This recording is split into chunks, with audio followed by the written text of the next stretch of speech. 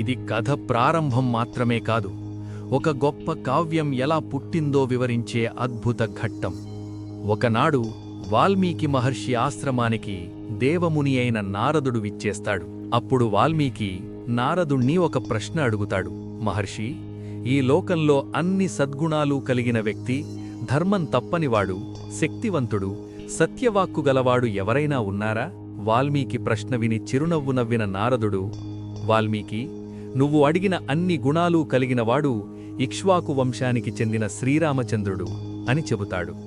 ఆపై రాముడి జననం నుండి పట్టాభిషేకం వరకు జరిగిన కథను క్లుప్తంగా వివరిస్తాడు. దీనినే సంక్షేప రామాయణం అంటారు. నారదుడు వెళ్లిన తర్వాత వాల్మీకి తమసా నదీ తీరానికి వెళతాడు. అక్కడ ఒక క్రౌంచ పక్షుల జంట ప్రేమగా ఉండటం చూస్తాడు. అంతలో ఒక వేటగాడు బాణంతో మగపక్షిని చంపేస్తాడు.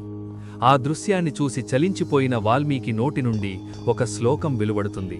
మా నిషాధ ప్రతిష్ఠాం త్వమగమః శాశ్వతీః సమాః. ఇదే ప్రపంచంలో మొట్టమొదటి శ్లోకం, ఆదికావ్యం. ఆ శ్లోకం వెలువడగానే బ్రహ్మదేవుడు ప్రత్యక్షమై, వాల్మీకి, నీ నోటి నుండి వచ్చినది సామాన్యమైన మాట కాదు, అది శ్లోకం. నీవు నారదుడు చెప్పిన రామకథను కావ్యంలా రచించు. సూర్యచంద్రులు ఉన్నంతకాలం ఈ రామాయణం నిలిచి ఉంటుంది అని ఆశీర్వదిస్తాడు. నెక్స్ట్ ఎపిసోడ్ కోసం ఇప్పుడే సబ్స్క్రైబ్ చేయండి. జై శ్రీరామ్.